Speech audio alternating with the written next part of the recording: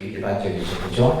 유럽은 카톨릭이 이제 중심을 이루고 있고, 중동은 이슬람교, 그 다음에 이제 미국 사회는 기독교가 중심인데, 우리나라는 이제 이런 종교들이 전부 이제 또 동남아시아 쪽 같은 경우는 이제 불교가 중심이고 이렇게 돼 있죠.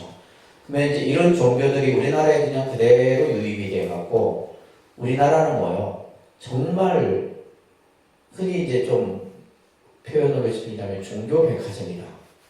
이렇게 얘기할 정도로 종교가 다양합니다. 예를 들면 이제 불교만 봐도 불교의 어떤 종교의 색깔이 한 몇 가지가 되냐면 100여 가지가 넘습니다.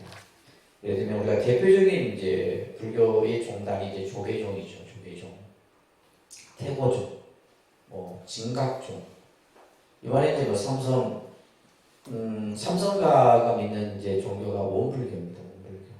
그 홍라이 여사라든지 이건희 회장이 이제 믿는 종교가 원불교인데, 원불교는 이제 새롭게 만든 불교의 한 종교 형태죠.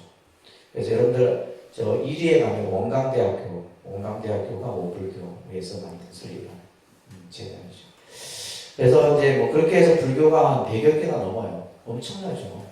그러면 기독교라고 하지만 실제 기독교 안에도 보면 장로, 안식일, 침례 해갖고 600개가 넘습니다. 그들만의 또 종교의 분류가. 카톨릭은 근데 딱 하나죠. 카톨릭은.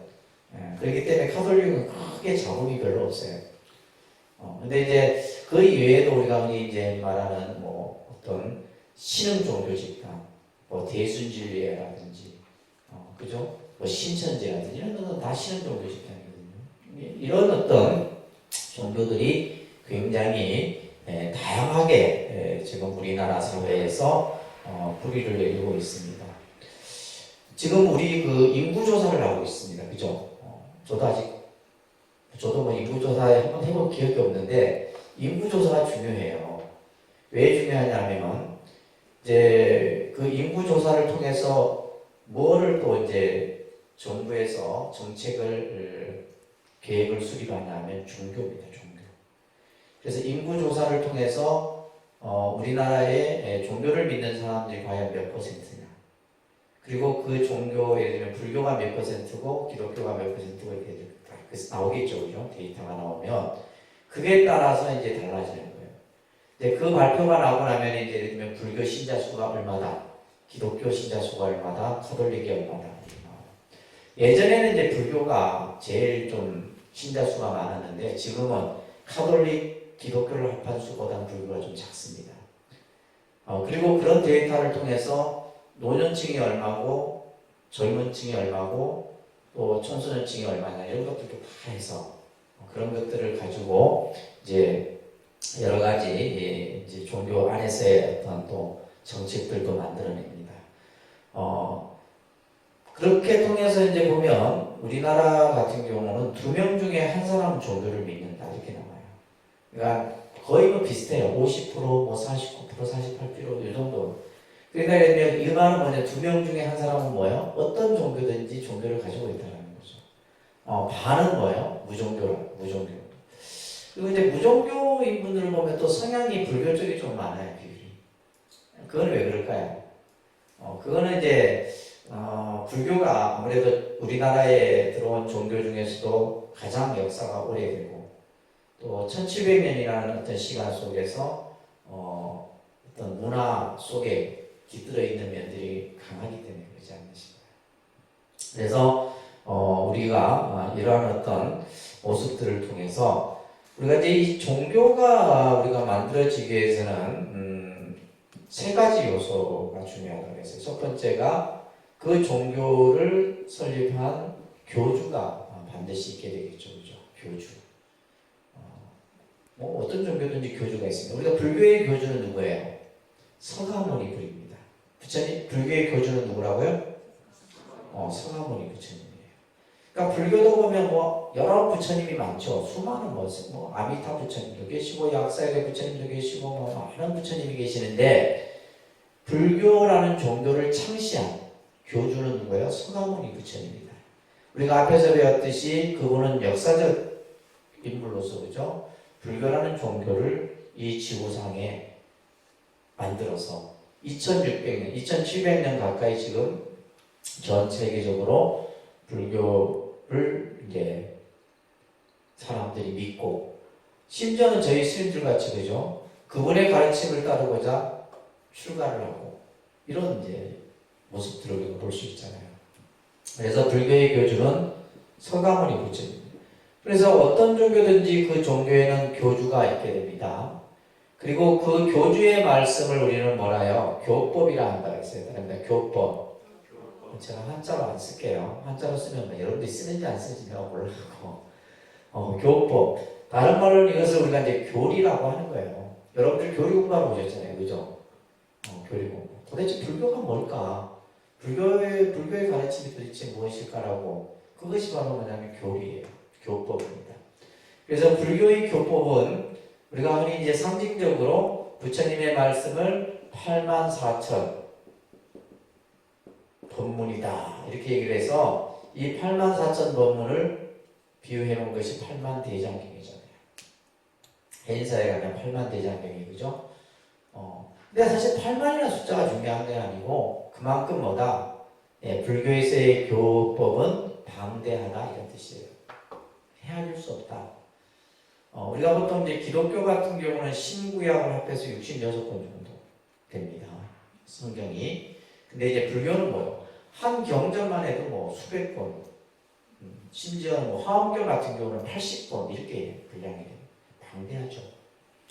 그리고 그 교법에 따라서 그 교주의 가르침을 따르는 무리들을 집단을 뭐라 그래요? 교단이라고 하는 겁니다. 다른 말 교단. 그래서 어떤 종교든지 뭐 사이비 종교도 마찬가지입니다. 전부 교주가 있고 교법이 있고 그 따르는 교단이 형성이 되게 돼 있어요.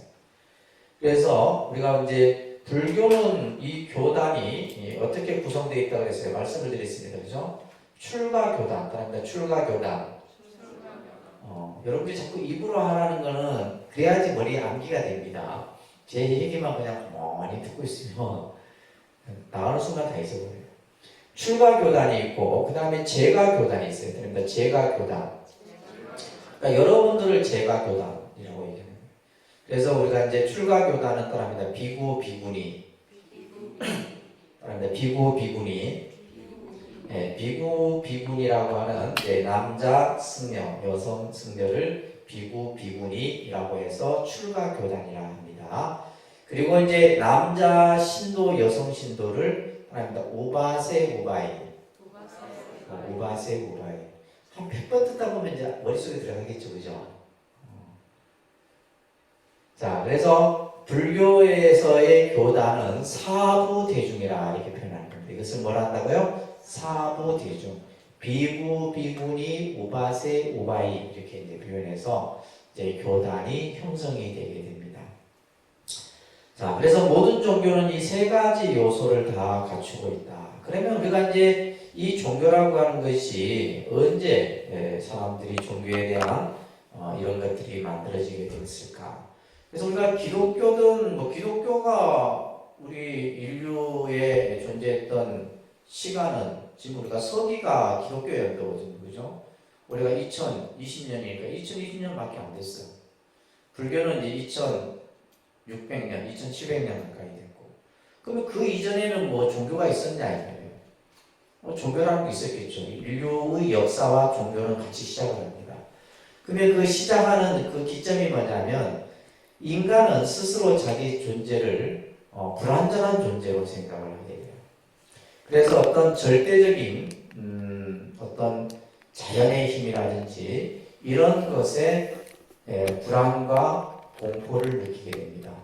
지금이야 우리가 이제 과학이 발달됐으니까 지진이 일어나든 뭐 태풍이 불든 이런 것들이 뭐요? 어떤 자연 현상으로 우리는 알고 있잖아요, 그죠? 또 그것을 미리 예측할 수도 있고. 근데 우리가 예를 들면 과학이 없었던 그 오래전 시대 때는 뭐요? 그런 것들이 한번 발생이 되게 되면 어떻게 돼요? 그때는 뭐 태풍이 오는지 뭐 지진이 오는지 어떻게 알아요? 그냥 이따가 당하는 거죠. 그런 어떤 큰 자연의 어떤 힘에 한번 피해를 당하게 되면 인간은 뭐예요? 그런 어떤 자연에 뭔가 어떠한 힘이 있다라고 생각합니다. 그래서 나중에 보겠지만 우리가 이제 자연 숭배 신앙이라고 하는 것이 가장 먼저 종교의 시발점이 되게 됩니다. 그래서 인간은 어떤 자신의 불완전한 모습에서 절대자를 희구하게 돼요. 절대적인 힘을 가진 자를 찾게 됩니다. 거기에서부터 종교는 시작이 되는 거죠. 그 밑에 교재에 보시게 되면 우리가 이러한 어떤 종교의 모습을 통해서 사람들은 이 종교에 대한 어떤 그 접하게 되는 계기를 윌리엄 제임스라고 하는 분이 종교 체험의 재현상이라고 하는 저서에서 두 가지 타입으로 얘기하고 있어요. 하나는 자연스럽게 종교를 접하게 되는. 그러니까 우리 이제 보면 이제 불교 믿는 분들이 보면 집안이 불교라서 자연스럽게 불교에 관심을 갖게 되죠. 그죠? 그리고 친구의 권유로서 또 내가 예를 들면 어떤 뭐 큰 어떤 계기는 없지만 내가 불교를 뭐 접하게 되는 여러 가지 요즘에 우리가 뭐 가을 되면 이제 여러분들 산에 많이 가게 되는데 산에 가다 보면 사찰이 있고 그죠? 명산은 명찰이 있습니다. 그래서 자연스럽게 또 이제 그렇게 불교에 관심을 갖게 되는 그런 케이스도 있고 또 하나의 케이스는 뭐냐면 삶의 고난에 부딪혔을 때 어떤 가족의 죽음 뜻밖의 여러 가지 어떤 심리적인 고통을 경험했을 때 사람들은 뭐요? 종교를 한번 가져볼까. 그러니까 사실 종교가 없는 아까 두 사람 가운데 한 사람, 그 한 사람은 뭐요? 언젠가는 종교를 갖게 됩니다. 그래서 어떤 죽음, 사고, 여러 가지 우리 어떤 뭐 살다 보면 예기치 못한 일들이 생기잖아요, 그죠? 언제 어디에서 생겨날지 몰라요. 그래서 간혹 뭐요? 내 가까운 사람이 뜻밖의 갑자기 죽음의 소식을 접한다든지 그죠? 요즘에 저희 이제 주변에 있는 스님들이 자꾸 이렇게 입적을 하는 소식을 저도 듣는데, 아직까지 좀 더 건강하게 살아도 되는데 갑자기 죽음을. 이제 이런 것들, 이럴 때 이제 보통 이제 종교에 귀하게 되는. 그러니까 스님들이 가장 출가를 많이 하게 되는 그 요인 중에 하나가 무상함을 느꼈을 때 출가를 가장 많이 합니다. 부모의 죽음이라든지 이제 뭐 우리 법정 스님이나 이런 스님들도 다 마찬가지예요. 그랬을 때 이제 종교를 우리가 찾게 되는데 그래서 이 두 가지 유형이 있다고 보시면 여러분들도 아마 이 두 가지 유형 중에 하나일 거예요, 그죠? 이렇듯이 우리 종교라고 하는 것은 이러한 사람들이 종교를 선택하고 갖게 되는데 근데 이 종교가 종교 하나만의 영역으로 생각하면 안 된다는 거죠. 종교라고 하는 것은 그 종교가 발생됨으로 인해서 그 당시의 사회, 경제, 문화, 역사라고 하는 모든 범주가 그 종교 안에 갇혀지게 돼요. 그러니까 우리나라도 마찬가지죠. 우리가 예를 들면 고려시대 때라든지 통일신라 시대 때는 뭐예요? 불교가 전부였어요. 그러니까 불교라는 그 종교의 그 틀 속에서 뭐예요? 정치도 이루어지고 문화도 이루어지고 삶도 이루어지고 다 이루어졌던 거예요. 그러니까 그게 그래서 여러분들 보면 우리나라의 산명, 지명 중에 불교의 유사한 명칭들이 많습니다. 우리는 불모산도 불교 이름이에요. 예를 들면 저 무학산, 뭐 천주산 이런 우리 가까이에 있는 산명 같은 경우는 전부 불교와 연관돼요. 지명도 맞아요. 대구에 가면 반야로, 울산에 가면 문수로 이런 좀 반야, 문수 이런 것들 다 불교. 그러니까 우리 이 종교가 얼마나 우리의 문화하고 우리의 삶과 직접적인 영향이 있다는 걸 알 수 있죠, 그죠? 또 뭐 예를 들면 유럽 같은 경우는 카톨릭이라고 하는 그 종교가 정치, 문화 모든 것을 다 포함하고 있는 거죠. 그래서 밑에 보시게 되면 우리가 서양의 문화를 알기 위해서는 기독교를 알아야 됩니다. 기독교를 알지 못하고는 서양 문화를 이해하기 어렵습니다. 또 반면에 뭐예요? 동양의 문화를 우리가 알려고 하면 불교를 모르면 안 되는 거죠. 또 중동 문화는 뭐예요? 이슬람 회교 문화를 이해하지 않으면 안 된다. 그래서 우리 지금 전 세계는 이러한 어떤 종교의 각각의 나눠진 모습 속에서 그 속에서 문화와 모든 것이 이루어집니다. 카톨릭 같은 경우는 실은 어떻게 보면 종교이면서도 정치 집단이에요. 교황이라고 하는 것은 종교의 아주 최고의 수장이지만은 또 한편으로 뭐요? 정치, 카톨릭이라고 하는 그 로마 교황청 같은 거. 그래서 로마 교황청은 대사를 각국에 파견합니다. 대사를 파견한다는 것은 정치적인 거예요. 또 이제 우리가 불교 중에도 보면 티베트 불교, 달라이라마 같은 경우는 종교 지도자이면서도 뭐요? 정치, 티베트의 수장이죠. 티베트 같은 경우도 이제 각국에 다 대사를 파견해요. 이런 뜻이 이제, 근데 이제 우리나라 같은 경우는 이제 종교 분리가 이렇게 이루어져 있어서 종교와 정치는 분리되어진다 생각을 우리는 갖고 있죠, 그죠? 근데 이제 미국 같은 경우는 뭐 기독교 당이 우리나라도 보면 기독교 신자 수를 보면 기독교 당도 만들어질 것 같은데 안 돼요. 몇 번 시도를 해도 안 되는 거예요. 그게 참 아이러니한 것 같아요. 그러니까 이게 이제 우리나라 사람들 생각은 뭐예요? 종교는 정치와는 별개해야 된다. 이런 이제 생각이 있는 거죠. 자, 그래서 엘리아드라고 하는 사람은 종교는 문화적 산물이다. 그래서 우리가 요즘에 이제 가장 보편적으로 쓰는 것이 문화예요. 그 문화 안에는 모든 것이 포함되어 있는 겁니다. 문화라는 그 단어 키워드만큼 광의적인 개념을 포함하고 있는 단어가 없다고 봅니다. 그래서 우리가 이제 뭐 문화하면 그 안에 다 들어가 있는 거죠, 그죠, 사실은. 자, 그러면 이러한 이제 종교가 종교의 의의를 뭐 여러 지금 교재에서는 설명하고 있는데 딱 두 가지만 이해하시면 돼요.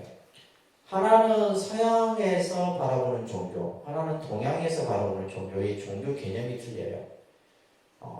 서양의 종교는 신을 기본으로 하고 있어요. 신이라고 하는 것을 상정을 합니다.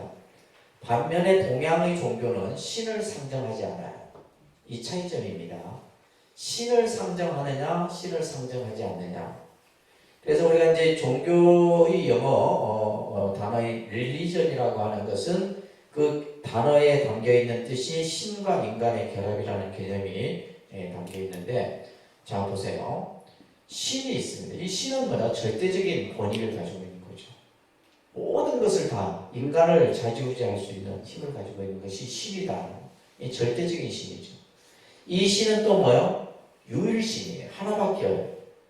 그래서 기독교에서 하나님이라는 말이 그런 말입니다. 우리 애국가에 나오는 하느님은 하늘님이죠. 우리가 많은 이런 어떤 고등 종교가 나오기 전에 우리는 뭐 하늘의 제사를 지내고 있었단 말이에요. 그것이 우리 문화고, 그러니까 여기서 말하는 신은 뭐야? 하나, 유일신. 그리고 인간이라고 하는, 인간은 뭐야? 인간 신간의 관계는 뭐냐면 이거는 무슨 관계냐면 주종 관계입니다. 무슨 관계요? 주인과 종의 관계예요. 주인과 종의 관계입니다. 기독교의 논리예요. 그렇기 때문에 인간은 신에게 뭐 해야 돼요? 뭐 해야 돼요? 교회를 안 다니셨구나. 인간은 신에게 복종을 해야 되는 거예요. 그래서 기독교는 복종이라고 하는 것이 강조되는 겁니다. 복종을 하게 되면 어떻게 돼요? 신은 인간에게 뭘 내려요? 그죠? 은총이라는 것을 내리는 거예요. 그리고 이 인간이 신을 직접 대면할 수가 없어. 그것을 매개해주는, 신과 인간을 매개해주는 매개가 뭐예요? 성직자예요. 그러니까 인간이 신을 직접 만날 수 없다는 말이에요. 그러면 그 중간에 역할을 하는 사람이 누구예요? 그러니까 신부님이 됐든 목사님이 됐든 그 중간에 매개죠. 그래서 신과 인간을 연결해주는 개념이 이제 우리가 흔히 서양 종교에서 쓰여졌던 개념이에요. 반면에 우리가 이제 불교에서 보면 불교는 우리가 이제 크게 뭐 인간이라는 표현보다는 중생이라는 단어를 많이 쓰죠, 그죠? 부처와 중생은 불과 중생이라는 개념은 이거는 뭐냐면 수평 관계예요. 그러니까 이거는 이제 수직 관계란다면 불교는 수평 관계예요.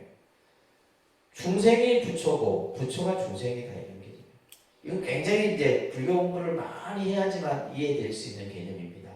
어떻게 부처가 중생이고 중생이 부처냐? 중생 안에 부처가 있고 부처 안에 중생이 있는 거예요.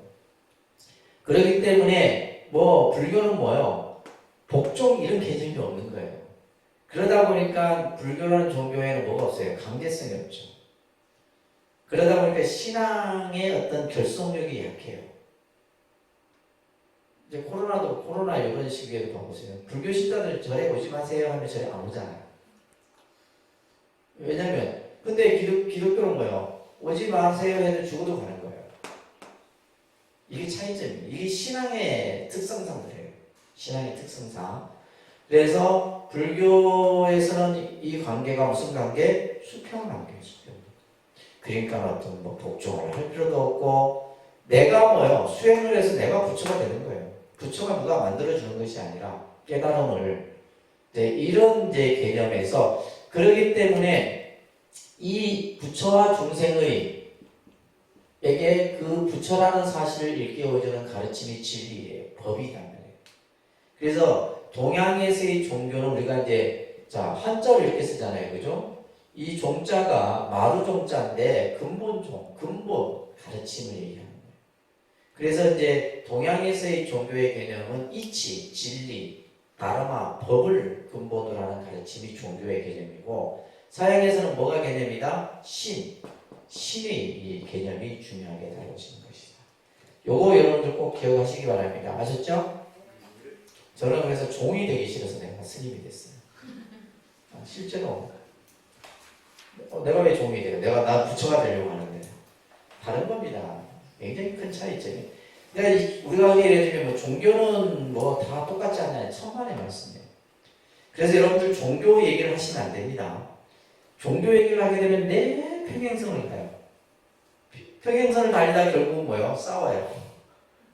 절대 종교 얘기하시면 안 돼요. 서로 다른 종교 간의 얘기를 하시면 안 됩니다. 자, 이러한 종교적 개념이 시대가 변하면서 종교는 뭐예요? 변하죠. 시대가 변하면서 종교도 변합니다. 그 변화의 모습을 여러분들 교재에 보시게 되면 19세기의 종교관을 우리가 이제 볼 때 19세기 종교관은 아까 얘기했듯이 신과 인간의 관계 결합이라는 측면에서 종교를 봤어요.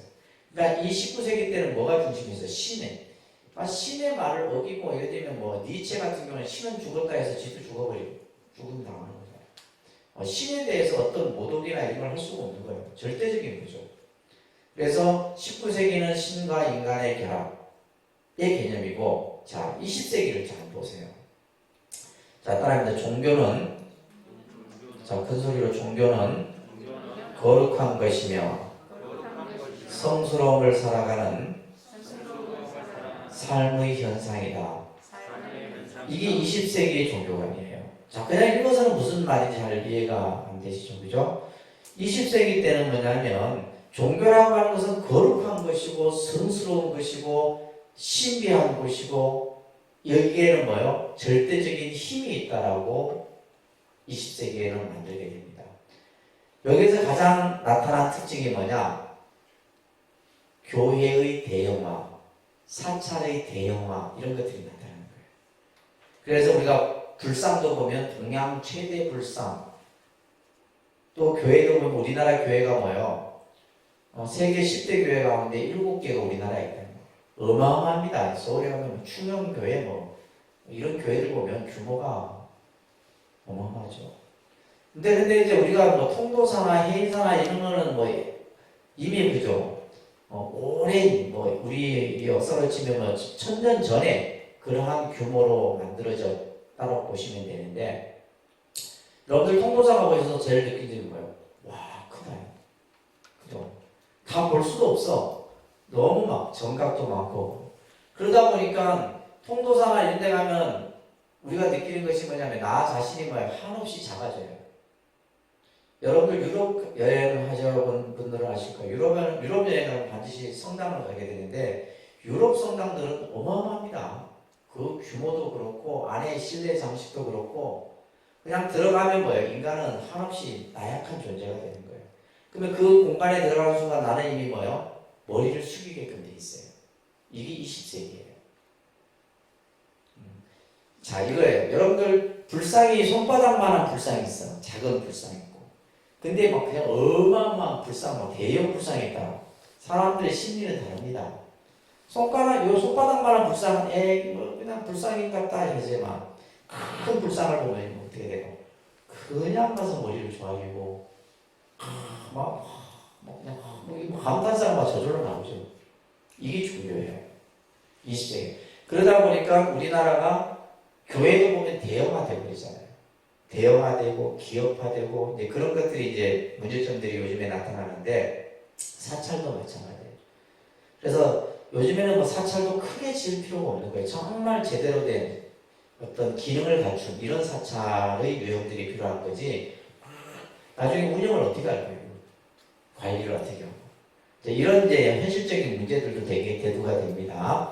그래서 20세기의 종교의 모습들은 어떤 외형적인 모습으로 사람들로 하여금 종교가 성스럽고 거룩하고 함으로써 종교에 귀하도록 만들었다 한다면 21세기, 지금 우리가 사는 이 시대. 자, 이게 오늘 공부의 중요한 핵심입니다. 21세기의 종교관은 어떻게 변하느냐? 이거 잘 정리해 두세요. 이 개념들을 알아야지 여러분들이 이제 종교에 대한 어떤 내가 관점을 제대로 세울 수가 있게 돼요. 첫 번째는 뭐냐 하면 교리 중심에서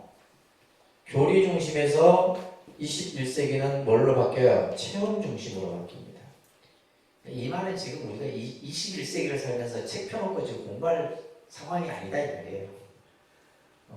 이거는 지금 뭘 하기 위한 실질적인 내가 체험을 통해서 내 스스로 그죠? 뭔가를 내가 깨우쳐가는 하나의 과정인 거죠. 그래서 우리가 예를 들면 뭐 이 단순히 그냥 책을 통해서 뭐 성경 공부나 교리 공부나 이것은 이미 그 이전의 시대 때 했던 거고 지금은 체험이에요, 체험. 그래서 우리가 책을 백날 보는 것보다 여러분들 통도서 한 번 갔다 오는 게 훨 교육에 효과적이에요. 그렇지 않습니까? 불교를 내가 이해하는데 책을 통해서 뭐 불교를 어떻게 이해를 한다고 여러분들이 제 얘기를 아무리 들어도 소용없어요. 내가 법당의 통도사에 가서 법당에 앉아있는 그것이 뭐예요? 공부예요. 이게 체험 공부입니다. 체험. 그래서 기독교도 보면 임성체험, 불교는 뭘래요? 템플스테이. 템플스테이 1박 2일 갔다 오면 사실은 여러분들 한 학기 공부하는 것보다 저희가 2박 3일 템플스테이 하면 다 끝나는 거예요. 그냥. 그게 훨 빨라요. 여러분들이 불교라는 것을 몸으로 익히는 데는. 그래서 지금은 모든 종교들이 체험 중심으로 가는 거예요. 그래서 명상이든 선이든 그죠? 이런 어떤 자기가 스스로 직접 해보고 느낌으로써 불교를 그 종교를 이해하는 거예요. 이런 시대로 지금 우리는 바뀌었습니다. 바뀌었는데 아직도 우리는 지금 뭐에 머무르고 있다? 요게 머무르고 있는 거예요. 자, 그 다음에 이 기복 중심에서 기복이라고 하는 것은 종교의 가장 원초적인 형태가 기복입니다. 기복. 그래서 기복 자체가 나쁘다는 게 아니에요. 그러니까 우리가 종교를 처음 사실 접하게 될 때는 그죠? 건강하고 잘 되기를 바라고 뭐 예를 들면 시험 잘 보고 이런 것들로부터 처음에 시작을 하는 거예요. 그러다가 지금은 21세기는 어떻게 종교가 바뀌느냐? 깨달음 중심으로 바뀌는 겁니다. 단순히 이 기복적인 것을 추구하는 것이 아니라 내 스스로 순간순간 살아있는 현실 속에서 깨달음을 내가 스스로 얻어가는 이러한 종교 형태로 바뀌게 되는 거예요. 그렇기 때문에 이러한 깨달음을 이루기 위해서는 여러분들에게 뭘 강조하는 거예요? 수행을 강조하는 겁니다. 수행을 강조하는 거예요. 이거는 누가 대신해 줄 수 있는 게 아니거든. 내가 직접 해야 되는 일이기 때문에 그래요. 자, 그 다음에 또 중요한 것은 사회 고립에서 21세기는 사회 참여 형태로 바뀌게 돼요. 종교가. 그러니까 사회 참여라고 하는 것은 우리가 지금 이제 살아가는 현실에서 대두되고 있는 여러 가지 사회 현상들이 있죠. 가장 대표적인 것이 노동, 지금 우리가 뭐 어떤 취업 문제라는 게 크잖아요. 노동, 인권, 요즘에 이제 뭐 불평등 이런 것도 사회적 이슈 중에 하나입니다. 그죠? 인권 문제, 환경 이것도 아주 중요한 문제예요. 그 다음에 복지 이런 것들, 뭐 노동인권, 환경, 복지 이런 분야에 종교가 뭐 하고 있다? 적극적인 참여를 하고 있다. 그러니까 이것은 뭐냐면 국가가 다 못하는 거예요. 국가가 하지 못하고 국가가 잘못하고 있는 부분을 뭐요?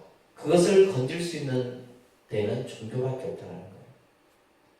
그래서 예를 들면 카톨릭이든 불교든, 그래서 불교는 보면 노동위원회가 있고 우리 조계종에 노동위원회, 인권위원회, 복지, 환경 다 있습니다. 그게는 스님들도 있고 일반 이쪽 분야의 전문가들도 다 참여하고 있어요. 제가 이 얘기를 왜 드리냐면 여러분들이 불교하면 뭐예요? 그냥 절에 가서 그냥 목 닥치고 불고 이 시대가 아니라는 거예요 지금. 그러니까 지금은 우리가 21세기는 이러한, 그래서 예를 들면 이제 예를 들면 우리 KTX 여승무원 문제라든지, 그다음에 용산 참사, 해군기지, 또 심지어는 경부 고속철도, 이런 환경 문제와 관련된 거죠. 예전에 이런 거 기억나세요? 도룡령 그 소송 사건, 지울 스님이라는 스님, 비구니 스님 혼자서 거대한 정부하고 싸운 거죠. 그러니까 싸우면 지는 줄 알지만은 뭐예요? 우리들에게 뭘 일깨워준 거예요? 환경에 대한 인식을 일깨워준 거예요. 환경에 대한. 그러니까 이런 식으로 이제 불교가 다양한 분야에서 사회적 참여를 하고 있다. 특히 복지 분야는 불교가 두드러지게 발전을 하고 있습니다. 사회복지 쪽. 그래서 우리 조계종 사회복지재단이 있어요. 조계종 안에 사회복지재단이 있는데 그 사회복지재단이 운영하는 시설수가 수백 개입니다.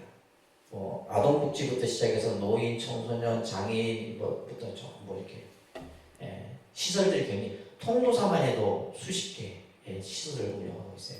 통도사에서 직접 짓기도 하지만 뭐요? 지자체나 기업이 지어서 위탁을 주면 그것을 이제 경쟁을 통해서 위수탁을 받게 되잖아요. 그죠? 그런 시설들이, 그래서 예전에는 카톨릭이 제일 잘했어요. 이쪽 분야는. 카톨릭이 1위였고 2위가 기독교, 3위가 불교 이렇게 됐는데 지금은 기독교보다도 저희가 훨 앞서고 있어요.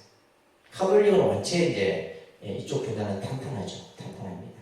심지어는 이제 뭐 의료 분야까지도, 요즘은 뭐 의료 문제가 많이 코로나 때문에 관심을 갖게 되는 이런 분야까지. 그래서 이제 저희 뭐 동국대학교 같은 데서는 조계종 종립대학이잖아요. 그래서 의과대학, 한의과대학, 치과대학, 또 이런 이제 대학, 병원들을 세워갖고, 그러한 어떤 사회적 역할들을 하고 있죠. 아시겠죠? 그래서 지금은 종교가, 근데 이것이 너무 지나치게 되면 뭐예요? 오히려 종교의 역효과를 가져오게 되는 거죠. 정강훈 목사처럼 너무 막 그냥 정부적 정책에, 완전히 그냥 지나치게 비판하게 되면 종교가 때로는 너무 이런 어떤 정치에 개입한다는 이런 색깔을 가질 수가 있어요. 여러분들 그 70년대, 80년대 민주화 운동을 할 때 저는 그때 서울에 있었는데 늘 데모가 있었어요. 데모 뉴스에서 보면 막 그냥, 그래서 데모를 했던 사람들이 주로 어디를 피신해요? 명동성당으로 피신합니다. 명동성당을 데모하다가 명동성당을 피신해. 그럼 경찰이 그 앞에서 들어가지 못하고 밖에서 대치를 하죠. 왜 들어가지 못해요? 아까 얘기했듯이 카톨릭은 외교적인 문제도 있는 거예요. 그러니까 그 명동 성당에 들어갈 때는 이게 이제 잘못하게 되면 로마 교황 총하고의 그런 어떤 외교 문제가 될 수 있는 거예요. 그러다 보니까 이제 그때 당시는 이 카톨릭에 대한 이런 부분들이 굉장히 컸죠. 뭔가 우리가 민주화 운동을 하고 힘없고 나약한 사람들을 보호해주는 어떤 울타리와 같은 역할을 종교가 했던 거죠. 특히 카톨릭 같은 경우는 정의구현 사제단이라고 하는 진보 성향의 사제단들이 있어요. 이 사람들이 전부 이쪽에 다 관여를 해요. 그래서 카톨릭이 급속도로 어떤 사회 문제에 대해서 직접적인 참여의 그런 모습들이 강하죠. 그러다가 2000년대에 들어와서는 보면 우리가 이제 뭐 노동 운동하는 사람들 또 뭐 예를 들면 환경 이런 이제 데모를 막 정부를 주도로 하다가 쫓겨서 피신을 해요. 그러면 요즘에는 어디로 피신하냐면 조계사로 피신합니다. 그래갖고 막 뉴스 되고 그랬잖아요. 그죠? 이 사람들이 피신하면 조계사를 막 정경들이 싹 둘러싸요. 싹 둘러쌉니다.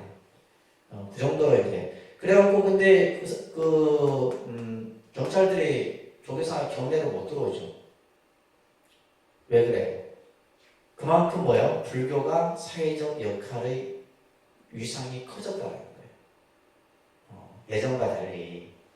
이런 것들이 이제 21세기에서 각 종교마다 나타나는 모습들입니다. 이런 것들 여러분들이 잘 보셔야 돼요. 그 다음에 남녀 차별에서 사실은 이 종교가 남녀 차별적 요소들이 많습니다. 왜냐하면 성직자 내에서도 보면 이제 목사 같은 경우는 여성 목사를 이렇게 두지 않다가 요 근래에 와서 이제 뭘로 여성 목사를 두죠. 그래서 남녀 평등으로 바뀌게 됩니다.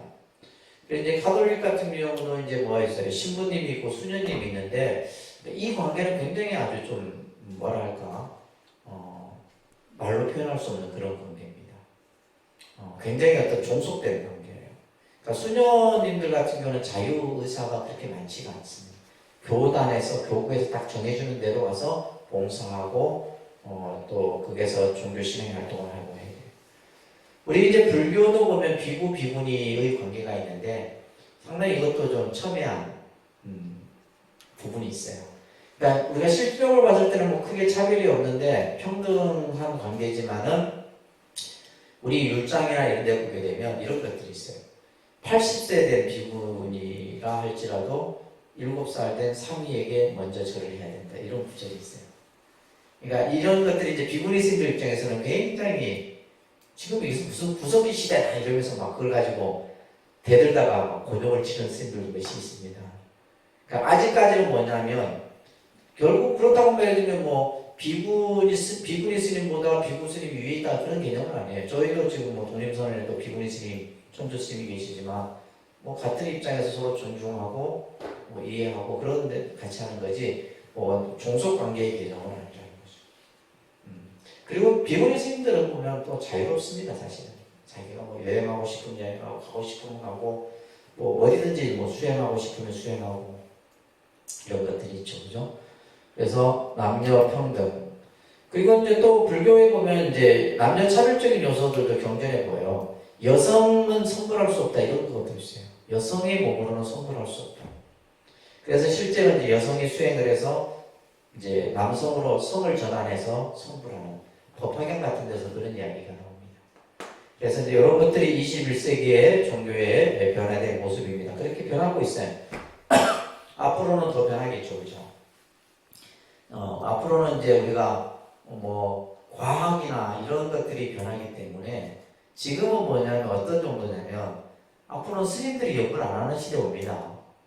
연구를 할 스님도 없고 누가 해요? 로봇입니다. 로봇이. 일본은 이미 개발됐어요. 로봇이 반야신경해. 우리 독립선언에 하나 갖다 놔야 되겠습니다.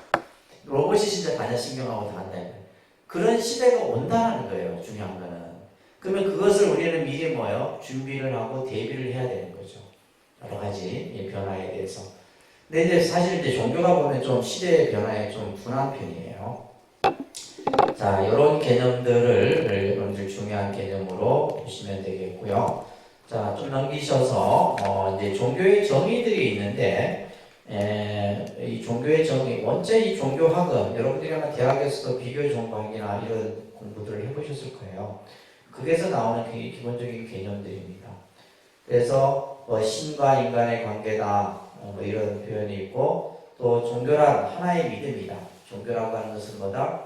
그래서 모든 종교가 강조하는 것이 믿음입니다. 종교에서 제일 중요한 제일 첫 번째가 뭐예요? 믿음입니다. 그러니까 예를 들면 이제 우리 저 여의도 순복음교회 조영기 목사님은 맨날 믿습니까? 라고 하잖아요.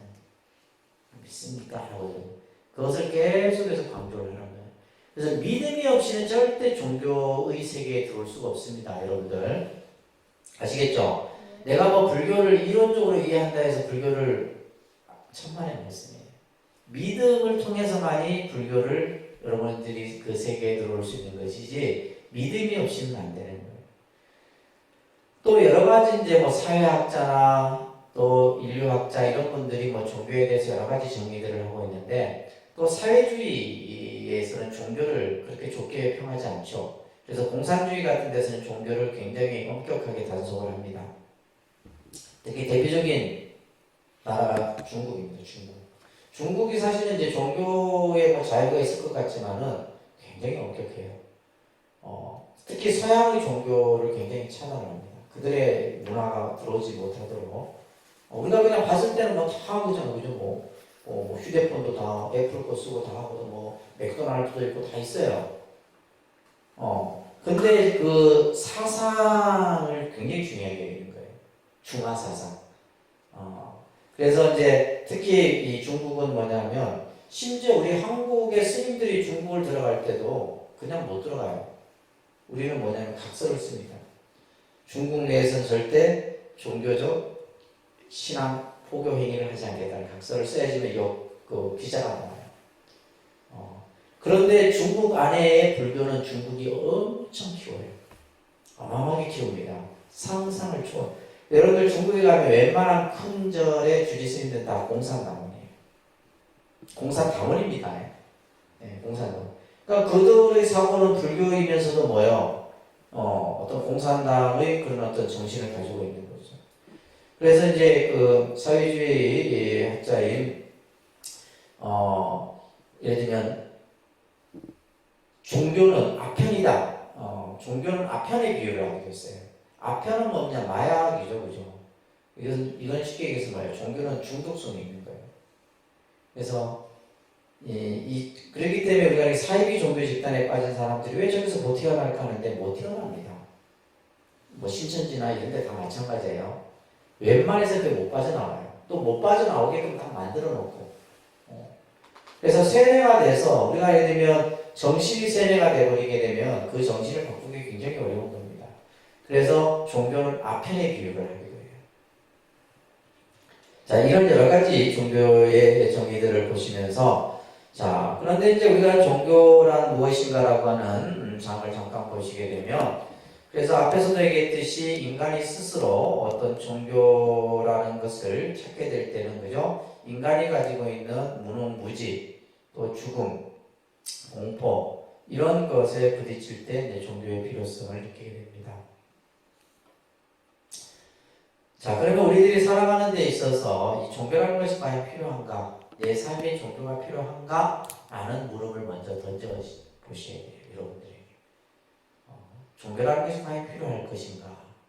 그러면 어떤 종교를 내가 선택해야 될 건가? 수많은 종교 가운데, 그죠? 종교의 선택 기준이 있어야 될 거고, 또 그 종교가 어떤 종교가 과연 내 인생의 참 가치를 실현해 줄 수 있는 종교인가라는 것 또한 여러분들이 물음표를 던져보셔야 됩니다. 자, 종교의 신앙에 있어서 가장 중요한 것이 뭐라고 그랬어요? 믿음입니다. 뭐라고요? 믿음입니다. 자, 이 믿음이라는 것은 말과 언어를 통해서 나타나요. 그렇기 때문에 종교는 반드시 뭐를 가장 중요하게 여겨요? 기도라는 행위를 중요하게 여겨요. 뭘 중요하게 여긴다고요? 기도. 기도하지 않는 사람은 종교 신앙을 한다고 얘기할 수가 없는 거예요. 기도 자체가 뭐예요? 말과 언어를 통해서 행동을 통해서 나타나는 믿음의 표시예요. 여러분들이 그 법당에서 절을 하는 거 뭐예요? 이건 믿음의 표시입니다. 내가 반야신경을 읽는 거 이건 믿음의 표시예요. 아시겠죠? 그러한 행위 이거는 뭐 불교뿐만이 아니라 교회든 뭐든 다 있다는 거예요. 모든 종교는. 그래서 말합니다. 종교적 믿음은 자, 큰 소리로 종교적 믿음은 초자연적인 것을 진리로서 용인하는 마음의 작용이다. 자, 초자연적인 것이라는 것이 뭐냐면 모든 조건과 상황을 초월한 것이에요. 모든 조건과 상황을 초월한 것. 이게 초자연적인 거예요. 쉽게 말해서 논리적으로, 과학적으로 이거는 설명이 될 수 있다 없다 없는 거예요. 대표적인 것이 뭐예요? 창조성. 부활, 천국, 불교로 치면 극락, 깨달음, 해탈 이런 문제들은 예를 들면 깨달음을 어떻게 증명합니까? 극락세계, 천국에 간지 어떻게 우리가 알 수 있을까요? 예수의 부활을 어떻게 믿습니까? 신이 창조했다는 것을 어떻게 우리가 그것을 알 수 있느냐. 이런 것에 대해서 예를 들면 의심을 가지면 그건 종교적 믿음이다 아니다? 아니다. 아시겠어요? 그렇기 때문에 예를 들면 신이 이 세상을 창조했다면 기독교인들은 믿는 거예요. 뭐 왜 창조했는지 창조의 근거를 대라 이런 건 안 따집니다. 예수님이 부활했다. 부활한 거예요. 너희들은 죽으면 천국에 간다. 천국에 간다고 믿는 거예요. 근데 우리 불교 신자들은 믿음이 없기 때문에 안 믿는다 이 말이에요. 여러분들은. 그러니까 우리가 믿음이라는 부분에서 봤을 때 기독교인들이 가지고 있는 믿음은 대단한 거예요. 우리가 봤을 때 스님이 내가 봐도 그 사람들은 대단해요. 내가 가진 믿음보다도 더 대단해. 내가 부처님에 대한 믿음보다도 그 사람들이 그들이 믿는 신에 대한 믿음이 더 강하다 이 말이에요. 그래서 이제 어느 한 조사를 했어요. 조사. 외국에서 이제 미국에서 조사를 했는데 미국인들을 대상으로 또 이제 그 가운데는 영국인도 있는데 어떤 조사를 했냐면 천국에 있다고 믿느냐 이렇게 설문조사. 천국에 대한 이 부분은 기독교의 사상에서 굉장히 중요한 요소입니다. 그들의 궁극적인 목적은 천국에 가는 거예요. 그들의 성경 다 어디 봐도 그게 핵심 교리예요. 근데 그 천국이 있다고 생각하느냐라고 했을 때 미국인의 81%, 영국인의 51%가 천국이 있다라고 생각합니다. 이게 대단한 퍼센트입니다. 천국이 있다라고 하는 믿음이 있어야지만 뭘 해요? 11조를 하는 거예요. 이 믿음이 없이는 11조 안 합니다. 이 믿음이 있어야지만 이 11조의 개념하고 이게 연결되어 있는 거예요. 근데 그렇게 있다고 믿는데. 근데 또 더 중요한 것은 뭐냐면 71%가 그 천국이라고 하는 것이 실제 한다라고 믿는다는 거예요. 이 어떤 이상의 세계가 아니라 내가 죽으면 그러한 세계가 분명히 있다. 그것을 믿는 퍼센트지가 70%. 대단한 거죠. 근데 여러분들은 극락을 믿습니까? 극락의 개념을 잘 모르시니까, 그죠? 하여튼 좋은 곳이에요. 그 극락이라고 하는 것을 믿는다고 생각하는 사람은 손 들어. 손 들어보세요. 무슨 망설여. 보살님은 안 믿어. 응? 그러니까 우리가 예를 들면 여러분들뿐만이 아니에요. 절에 10년, 20년, 30년 다녀도 손 못 듭니다. 이건 뭐냐면 내가 확실한 믿음이 없다는 거예요. 그래놓고 우리가 절에를 왜 가요? 그걸 믿지 않는데 절에 가서 내가 무엇을 하냐? 우리가 예를 들면 깨달음이라는 것을 믿느냐? 깨달음을 믿지 않고 어떻게 가서 우리가 수행을 하고 불교를 믿는다 할 수 있느냐? 이건 앞뒤가 안 맞는 얘기예요. 그래서 우리 불교 신자들은 그 믿음이 갖춰지려고 하면 그 믿음이라는 것은 뭐다? 절대적인 믿음이다. 무슨 믿음? 절대적인 믿음이에요.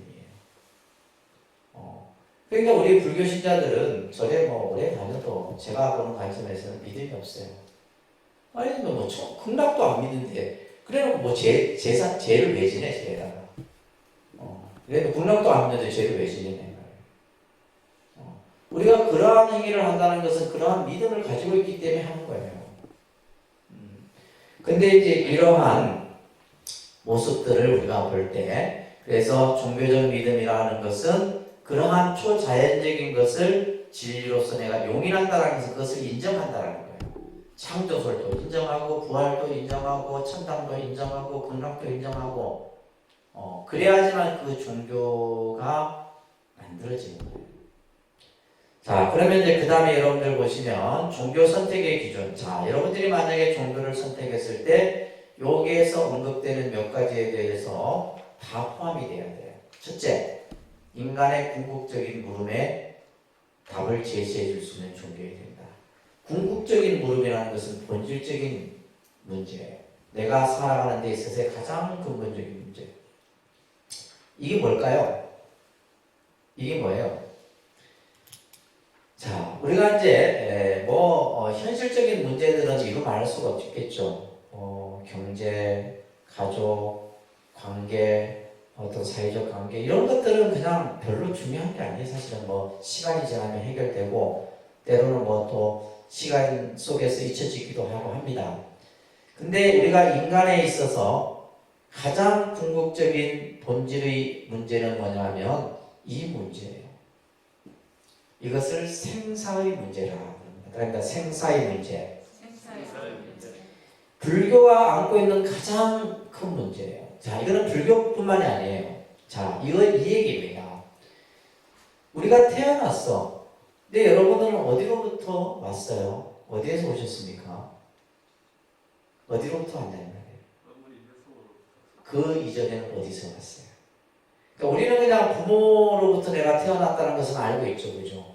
내가 태어나기 위해서는 아버지, 어머니의 인연 속에 내가 태어나. 그러면 그 이전은 어디서부터 왔나요? 조상? 응? 조상? 조상이요?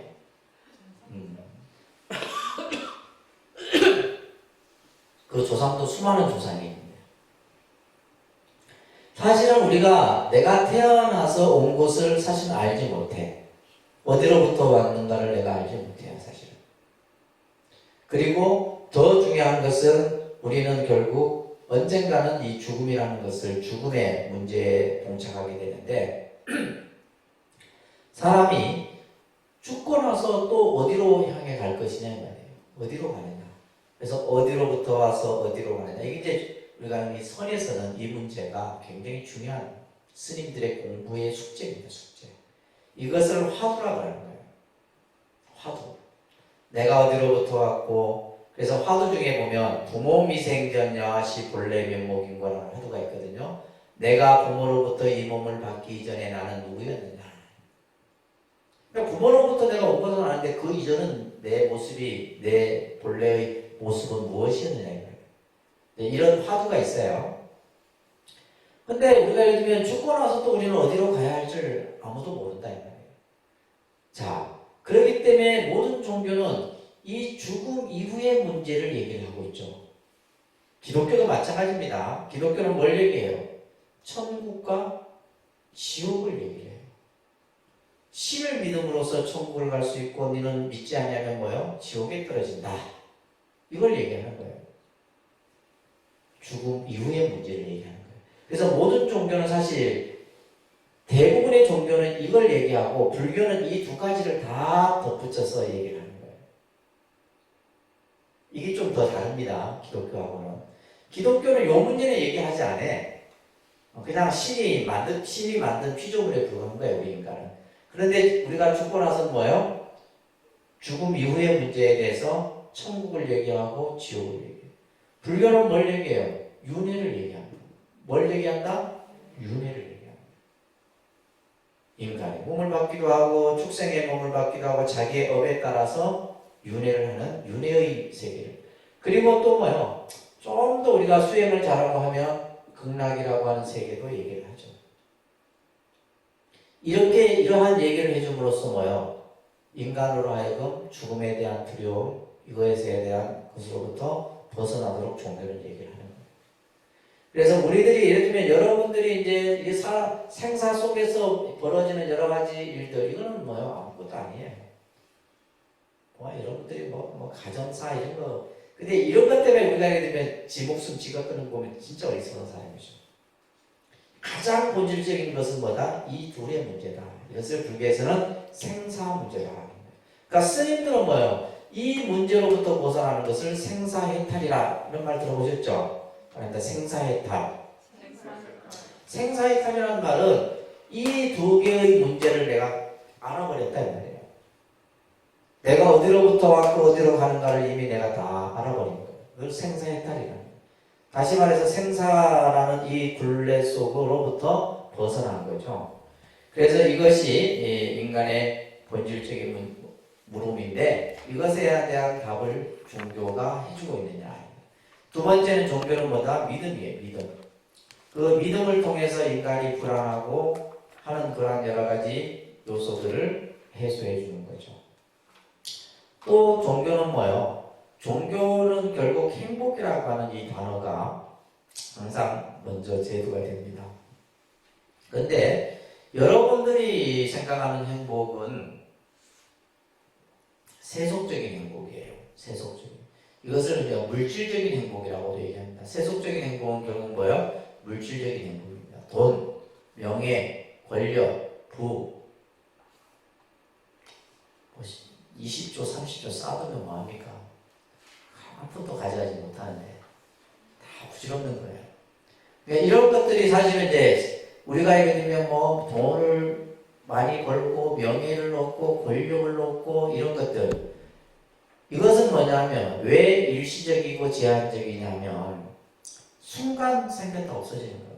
잠시 있다가 없어지는 거예요.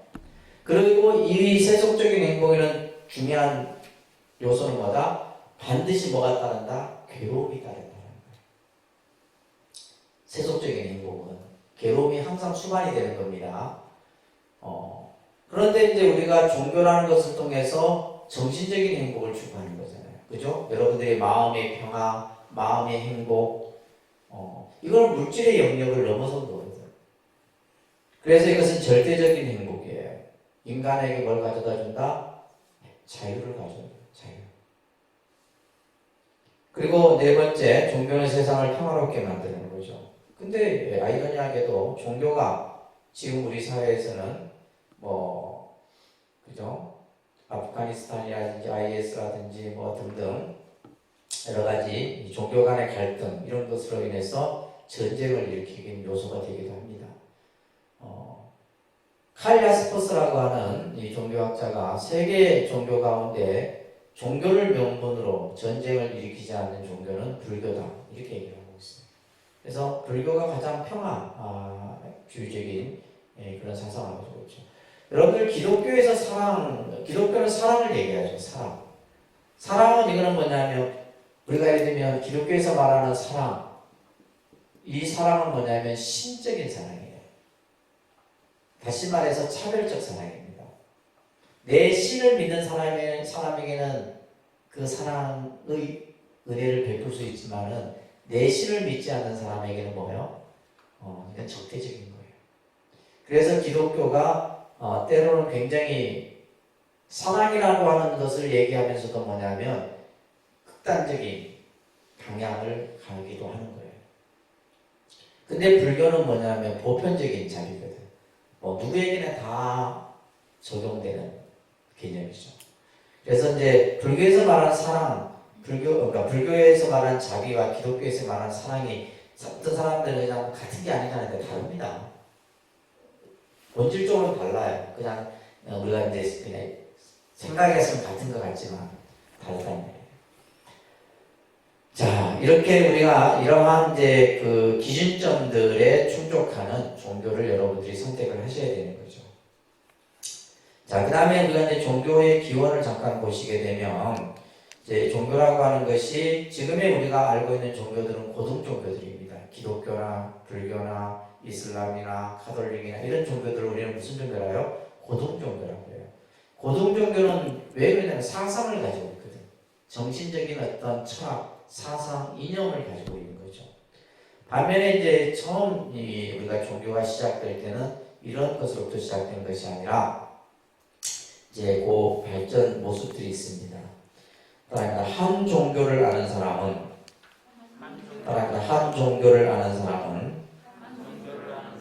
아무 종교도 알지 못하는 것이다. 네, 책이 없는 얘기입니다. 막스 미러가 한 얘기예요.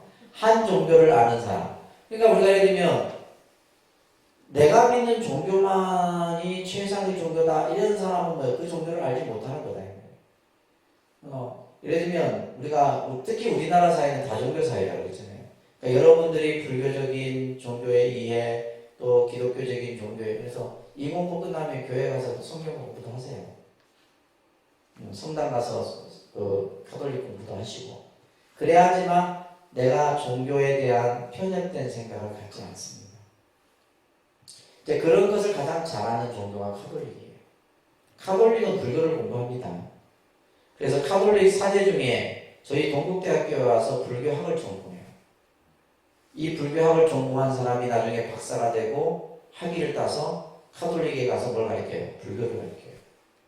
무서운 겁니다. 사실 기독교는 별로 안 무서워요. 왜냐하면 그들은 자기 것밖에 모르거든. 근데 카톨릭 같은 경우는 다른 종교를 이해해서 그 종교를 통해서 뭐야? 자기 것으로 만들어요. 실제 카톨릭이 더 무섭습니다. 왜냐하면 우리가 봤을 때 카톨릭은 뭐 종교적인 편향이나 이런 것이 다 두루두루 하는데 그게 아니에요. 그게 이제 그들의 어떤 하나의 방법이죠. 그 종교를 내가 알아야지만 그 종교에 대해서 뭐도 할 수 있고 비판도 할 수 있고 긍정적인 부분도 받아들일 수도 있는 거죠. 자, 그래서 한 종교를 아는 사람은 아무 종교도 알지 못한다라는 막스 밀러의 말을 우리가 기억하면서 제일 먼저 나타난 종교의 형태는 자연숭배입니다. 자연숭배. 우리가 해와 달이나 별 이런 것들의 어떤 아주 영적인 신령스러운 기운이 있다라고 옛사람들은 생각했던 거죠. 그래서 오래된 나무, 그죠?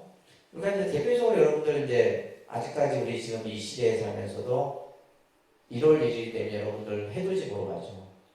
해돋이를 보면서 뭐 떠오르는 해봅니까? 다들 뭐예요? 하늘의 소원을 기원하잖아요. 이게 뭐예요? 자연숭배 신앙이에요. 또 우리가 정월 대보름이 되면 정월 대보름도 그렇고 이건 달숭배 신앙이고 또 8월 보름 추석에 그죠? 한가위 보름달을 보면서 또 소원을 빌고 이런 것들이 지금 21세기 이 첨단 과학 시대에도 우리는 그러한 신앙이 우리 마음속에 자리 잡고 있는 거예요. 그러니까 저는 이제 그런 생각을 했어요. 해돋이 보는 사람들이 보면 어마어마한 많은 사람이에요. 그 중에는 기독교도 있을 거고 불교도 있을 거고 그죠? 무종교자들도 있고. 근데 이 사람들이 다 해를 숭배하는 사람들인가? 아니에요. 그거는 뭐냐? 우리 문화예요. 이 자연 숭배 신앙은 문화의 그 모습 속에서 끊이지 않고 내려온 거예요. 예를 들면 우리 통도사 가서 그 통도사 정각 위에 항아리를 올리는 거 보시잖아요. 그죠? 그런 것이 뭐냐면 문화인 거지. 그것을 가지고 미신이다. 이렇게 하면 안 돼요. 아니에요. 우리의 그런 신앙 속에서. 그래서 우리가 뭐 산신신앙도 마찬가지고 칠성신앙, 용왕신앙 이런 것들이 우리 이미 불교라는 종교가 들어오기 전부터 있었던 신앙이에요. 그래서 옛날에 우리가 보면 이제 마을 입구에 큰 나무들 그 나무를 함부로 뱉으면 큰일 납니다. 그런 것들을 굉장히 귀하게 여겼고 그 마을을 지켜주는 뭐라 그랬어요? 수호신처럼 생각했다는 거예요. 이런 신앙들이 자연숭배 신앙입니다. 그죠? 그러다가 이제 또 나타난 것이 뭐냐면 샤머니즘이죠. 무속 신앙이에요. 샤머니즘. 이 샤머니즘도 지금 우리가 사는 시대에 있잖아요. 그죠? 그래서 이 어떤 정령, 영적인 힘이 또 다른 나의 정신을 지배하는 거죠. 다른 영적인 힘에 의해서. 그래서 특히 이제 무당들 같은 경우를 보게 되면 신내림을 한다든지 이 사람들이 이제 그것을 하기 전에는 몸이 굉장히 아픕니다. 특징이 몸이 아프고 그래서 그것을 이제 이겨내기 위해서 신내림을 받고 여러분들 그래서 점집 가면 입구에 뭐가 있어요? 대나무가 있죠. 대나무에 서 있는 거 보면 점집인 거예요. 그죠? 요즘에 무슨 철학관 옛날 같은 다 집 입구마다 대나무를 쳐. 그게 뭐 하냐면 신을 받는 거예요. 신을 받는 거예요. 그래서 그 신이 계속 머무는 게 아니라 들어왔다 나갔다 그래요. 그래서 신이 들어온 무당들 같은 경우 보면 뭐 애기 동자가 들어왔다면 애 목소리 내고 그죠? 할머니가 들어오면 할머니 목소리 내고 그렇습니다. 그들을 보면 눈이 틀려요. 보통 사람 눈하고 틀려요. 틀립니다. 이런 것들이 이제 샤머니즘인데 참 보면 이 무속신앙 같은 경우 우리가 아니면 고사문화라든지 이런 것들 보면 우리 대한항공 같은 경우 그 첨단 비행기가 들어와도 뭘 하냐면 예전에 조중훈 회장님 같은 경우는 고사를 지내요. 비행기를. 우리가 큰 배를 선적해도 그냥 배를 띄우는 게 아닙니다. 먼저 뭐요? 고사를 크게 지내갖고 하는 거. 우리가 요즘에도 보면 뭐 건물 짓기 전에 그죠? 터를 손대기 전에 고사 지내. 이런 것들이 전부 문화예요. 우리 문화. 우리 문화 속에 깃들어 있는 것이에요. 그런 걸 통해서 사람들은 앞으로 일어날 어떤 재앙이나 이런 것들을 미리 막고자 하는 마음인 거죠. 그죠? 참 어떤 나무의 운세를 점쳐주고 하는 이들의 역할을 보면 다양합니다. 그래서 크게 두 가지 무당들 같은 경우도 두 가지 유형인데 하나는 신을 받아서 하는 점을 보는 사람이고 하나는 그죠? 우리가 이제 말하는 요즘에 이제 점성학이라든지 이런 걸 이제 학문적으로 배워갖고 그런데 그런 것들이 전부 뭐냐면 통계학입니다. 통계학. 쉽게 말하면 요즘 말하면 통계학이고 오래된 자료들을 축적해 놓은 그 통계 자료를 가지고 분석해서 하는 거예요. 근데 웃긴 건 여러분들이 다 얘기합니다. 보러 가갖고 이 사람들은 한두 마디 딱 던져요. 던지면 생각해보면 맞거든. 그러니까 뭐 말을 안 해야 돼요. 그래서 계속 그 사람이 얘기한 걸 들어야 되는데 맞아요. 그래 우리 조상님이 어떻게 됐고 다 얘기하고 나서 나중에 나올 때 보면 야, 저 사람 신통하다. 자기 본인이 다 얘기해놓고. 근데 그러니까 점을 잘 보는 사람들이 보면 유도신문을 잘하는 사람들이에요. 우리가 예를 들면 형사가 죄인을 취조하는 것과 똑같은 거예요. 몇 마디 딱 던지면 다 나오게 돼 있어요. 쭉 나옵니다. 그래갖고 이제 제가 이제 뉴욕에 있을 때, 그게는 미국 사회다 보니까 기독교 교회를 다 다니죠. 근데 이분들이 늘 보면 점을 보러 와. 스님한테 점을 보러. 점 보러 50불. 한 번 보는데 50불. 더 웃긴 건 이제 목사님이 교회를 개원해야 되는데 날짜 잡기 위해서 스님한테 와서 이게 우리의 사회예요. 우리의 모습이고. 그러니까 인간은 늘 뭐예요? 어떤 미래에 대한 불안, 기대 이런 것들을 가지고 여러분들이 왜 한 해 신수 보러 갑니까? 올 한 해 어떻게 될 거에 대한 그죠? 불안 이런 것을 내가 미리 들어보기 위해서 하는 거잖아요. 그래서 이런 무속신앙 이런 것들은 인류가 존재하는 동안 없어지지 않는다. 그런 것들이 있습니다. 그래서 이제 우리 이런 어떤 신병이 드는 사람을 치료하는 것이 이제 불교에 이제 보면 구병시식이라는 의식이 있어요. 구병시식. 그러니까 신을 떼내는 의식입니다. 근데 아무나 못해요. 또 그 하는 스님도 보면 그런 영적인 힘이 있는 스님이 가능합니다. 저 같은 경우는 못합니다. 왜냐면 그거 한 번 했었는데 이제 온막 그냥 도량이 시끄러워. 그걸 할 때 보면 막 온갖 잡기들이 다 모이는 것 같아요. 그럼 그다음부터 내가 절대 이제 절에서는 안 하고 이제 그런 분들이 많이 와요. 뭐 이거는 20대, 10대 나이 상관없습니다.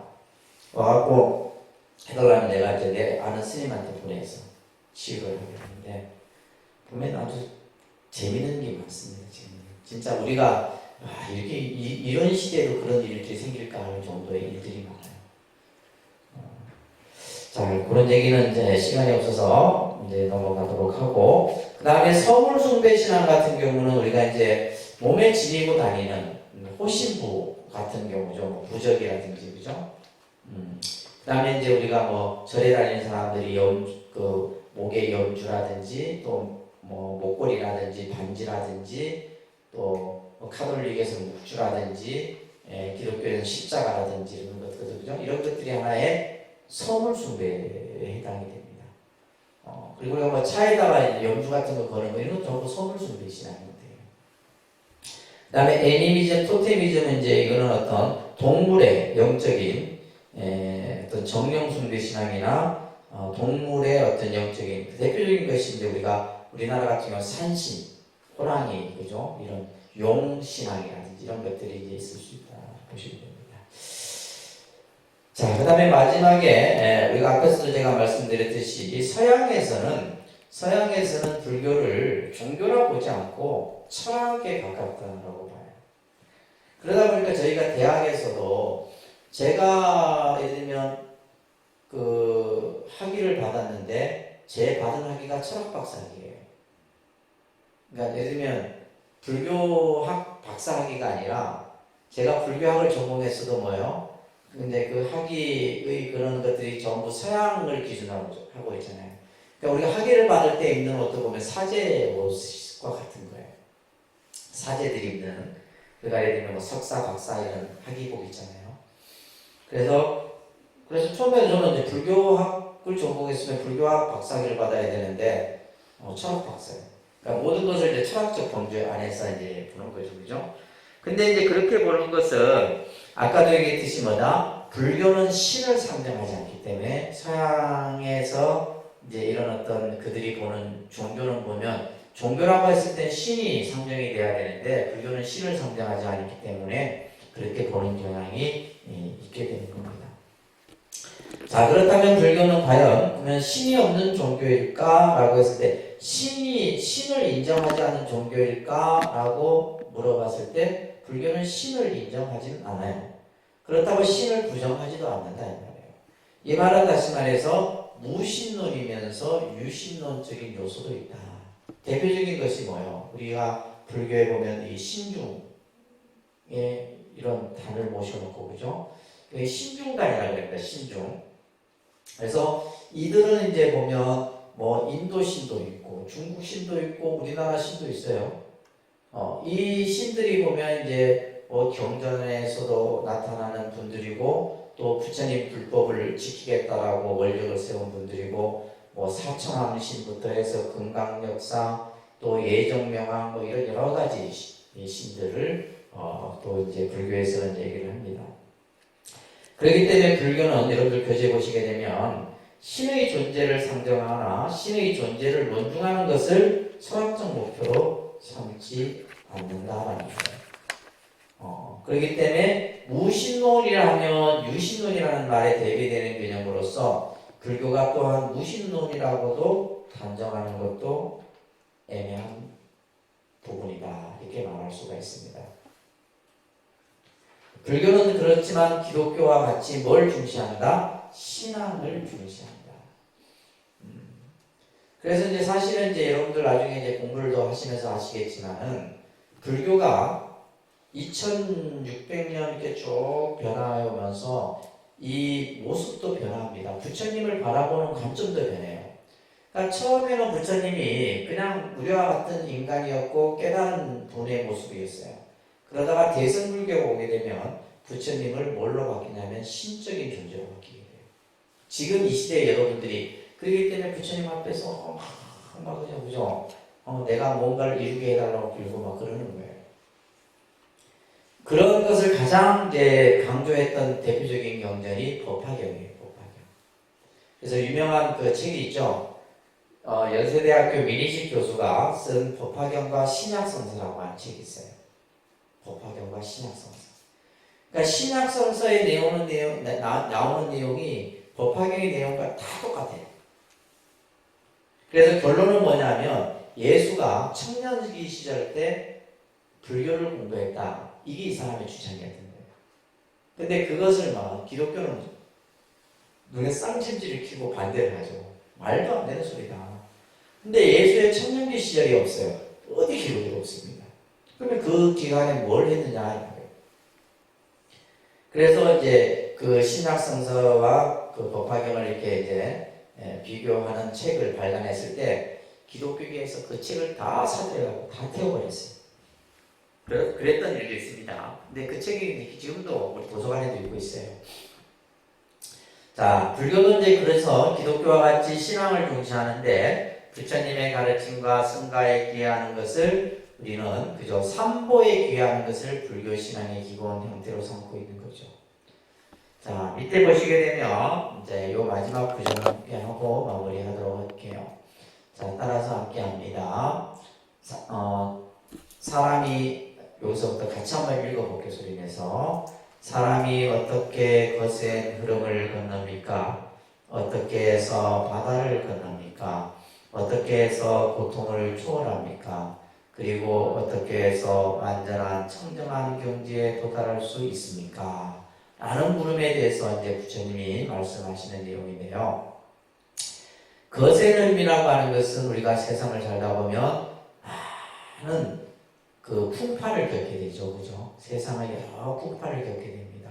그러니까 힘든 일을 겪게 된다 이 말이에요. 여러 가지 힘든 일들을 이것을 이제 비유한 거고, 바다라고 하는 것은 나고 죽음의 바다, 생사의 바다를 얘기하는 거예요. 나고 죽음의 그 바다를 어떻게 걷느냐. 또 고통이라는 것은 우리 삶이 곧 고라 그랬어요. 그죠? 우리가 살아가는 삶이 불교에서는 고통이다 이렇게 얘기를 했습니다. 그러한 고통을 어떻게 초월하고 또 어떻게 해서 완성된 경지는 해탈을 얘기하는 거죠. 그죠? 자, 그것에 대해서 따라합니다. 사람은 신앙으로서 거센 흐름을 건너고 정진으로서 바다를 건넌다.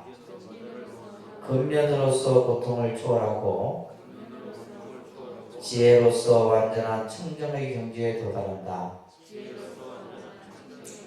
그러니까 우리가 세상을 살아가는데 세상의 힘든 그러한 풍파들을 뭘로 이겨낼 수 있다는 거예요. 신앙, 믿음을 통해서 이겨낼 수 있다 이런 얘기예요. 또한 우리는 열심히 수행하고 정진하는 것으로서 생사의 바다를 건널 수 있고, 또한 근면, 부지런함으로써 우리들이 살아가는 현실의 고통을 이겨낼 수 있고, 지혜로서 완전한 해탈의 경지에 이룰 수 있다는 것. 이 수타니파타라고 하는 아주 초기 경전의 대표적인 경전이죠. 여기에서 부처님께서 하시는 말씀입니다. 그렇기 때문에 이제 불교라는 종교도 믿음을 통해서 여러분들이 스스로 수행하고 스스로 자기의 완성을 이루어가는, 이것이 이제 불교의 종교적 모습이다라고 보시면 됩니다. 그래서 불교가 가지고 있는 그러니까 불교라는 종교 자체가 원체 역사가 오래되다 보니까 그 역사의 발전과 변화 과정 속에서 다양한 모습들이 나타납니다. 그런 것들을 여러분들이 앞으로 계속해서 공부를 하시게 될 겁니다. 자, 그렇게 해서 오늘 강의는 마무리하도록 하고요. 여러분들께 그 팜플렛을 두 개를 리플렛을 나눠드렸는데, 하나는 저희 지금 하고 있는 전시의 리플렛입니다. 그래서 이건 불교 그림을 다양한 형태로 전시를 했습니다.